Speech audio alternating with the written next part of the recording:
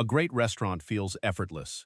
The lighting, the music, the timing of every plate, the little touches, it all just seems to happen. It doesn't.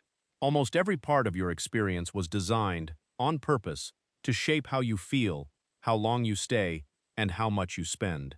These aren't dark secrets. They're smart business, the quiet machinery behind a good night out.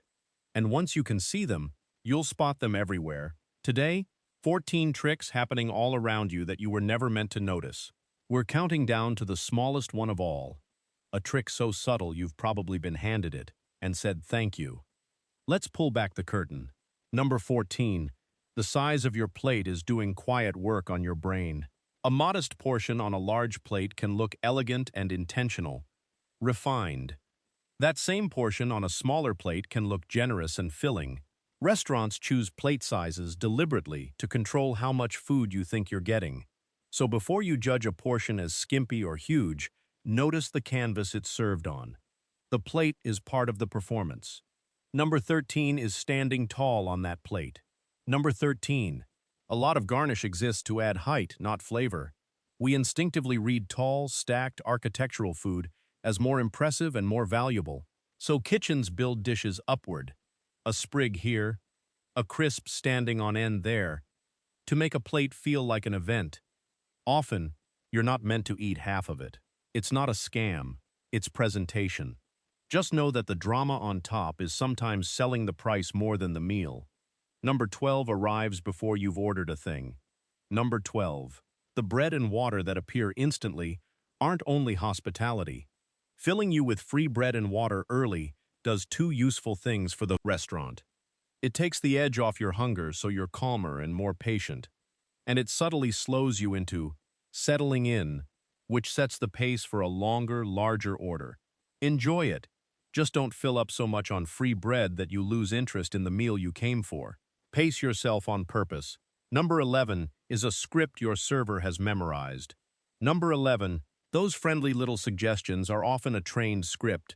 Would you like to add grilled shrimp to that? Shall I make it a large? Can I bring you another? These aren't random. Many restaurants train staff in suggestive selling, with specific add-ons, designed to raise your bill by a few dollars at a time, table after table. There's nothing wrong with saying yes if you want it. Just recognize the suggestion as a gentle, practiced nudge, and answer based on what you actually want. Number 10 is simmering on the stove. Number 10. Soup of the day can quietly mean ingredients of the last few days. Soup is one of the smartest tools a kitchen has for using up vegetables, meats, and trimmings that are still good but nearing the end of their freshness. Blended into a soup with stock and seasoning, they get a delicious second life and a daily special label.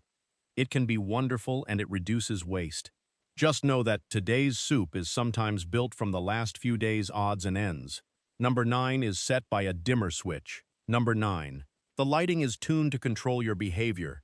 Dim, warm lighting makes food and people look better, hides small imperfections on the plate, and encourages you to relax and linger, which means more drinks and more courses.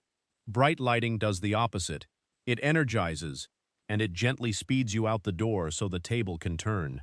Next time a place feels cozy and timeless, notice the lights. The mood you're in was partly set by a dimmer switch. Number 8 puts you on display. Number 8, if you're seated by the window early in the night, you might be live bait. A restaurant that's still filling up will often seat the first guests right by the windows. Why? Because an empty restaurant scares people off, but a window with happy diners pulls passers-by in. You're not just eating, you're advertising. It's harmless, even flattering. But that's why you sometimes get the prime window seat without asking. You're helping the room look alive. Now, number 7 is playing right now, and you can't see it at all. If you're still with me, here's one working on you this very second in any restaurant. Number 7. The tempo of the music. A landmark study found that slow-tempo music makes diners stay longer and buy more, especially drinks. Fast music does the reverse. People eat faster and leave sooner, turning the table for the next group. The restaurant chooses the tempo based on what it needs from you that hour. A quiet, fine dining room plays slow on purpose. A buzzy lunch spot plays upbeat to move you along. You can't turn it off, but you can notice when the beat is quietly setting your pace. Number 6 rolls right up to your table. Number 6. That gorgeous dessert trolley is a moving impulse buy. By the time dessert comes around, you've probably decided you're full. So instead of asking if you want dessert, which is easy to refuse, they show you. A cart of glistening cakes wheeled right under your nose turns an abstract "no thanks" into a very real temptation you can see and smell. Seeing the dessert makes you far more likely to order it than a line on a menu ever would. So if you're truly done, a polite "no thank you" before the cart arrives saves you from a decision designed to be hard. Number 5. Quietly nudges you up the menu. Number 5. Notice what isn't on the menu. The genuinely cheap option. Menu designers often remove the very cheapest version of a dish so that the lowest price you can pick is a step up. If the smallest, simplest plate quietly disappears, you're nudged into the regular or deluxe, and you'll feel like you chose the modest option even though it's pricier than the one they removed. So if the lowest price on a menu feels oddly high, that may be by design. Decide what you'd actually want to spend before the menu sets the floor for you. Number 4 is poured from the wine list. Number 4. Be careful with the second cheapest wine. Restaurants know a quiet truth about us. Very few people order the cheapest wine because nobody wants to look cheap in front of the table, so most people's eyes jump to the second cheapest, and restaurants know it. That spot on the list is often where they place one of the biggest markups. You think you're being savvy. You may be landing exactly where they hoped.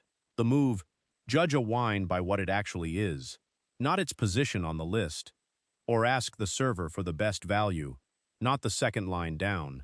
Number 3 happens as the night winds down. Number 3. The most profitable moment of your whole meal is the very end. Coffee, dessert, an after-dinner drink.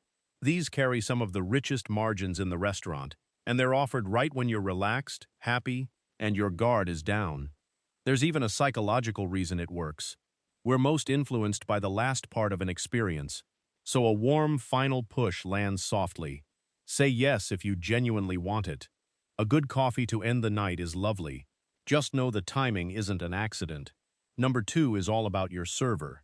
Number 2, those warm personal touches from your server are often gentle, proven tip boosters. Research has found that simple behaviors reliably increase tips. Introducing themselves by name, crouching to your eye level, a genuine smile, complimenting your order, even repeating your order back word for word, which in one study raised tips dramatically by strengthening that little bond between you and your no server. None of this means your server is being fake. Most are simply warm people who've learned what makes a connection. The point is to recognize how powerful those small human moments are. And the smallest moment of all? That's number 1. Number 1, the little mint or chocolate that comes with your bill. It feels like a sweet, throwaway gesture. It's actually one of the most studied tricks in the business. Researchers found that simply placing a candy with the check raised tips by about 3%, leaving 2 candies pushed it to roughly 14%. And the cleverest version, leaving one, walking away, then returning with a second and saying, "For you, here's an extra," lifted tips by over 20%. Why? A small, unexpected gift triggers a deep human instinct to give something back. That tiny mint is quietly working on the most generous part of your brain. So the number 1 trick is the one you've been handed at the end of 100 meals and said thank you, never realizing it was designed to do exactly that. So there it is, 14 quiet tricks shaping your night, from the plate under your food to the candy on your bill, the lighting, the music, the window seat, the wine list, the warm goodbye, all designed, and none of it needs to ruin your evening. Knowing the machinery just means you get to enjoy the show and keep your own hand on the wheel, staying because you want to, ordering what you came for, and tipping for service you genuinely loved. Next time, we flip to your side of the table, the warning signs that should make you put the menu down and walk right back out, the red flags. Until then, see the show, keep the wheel, and we'll see you in the next one.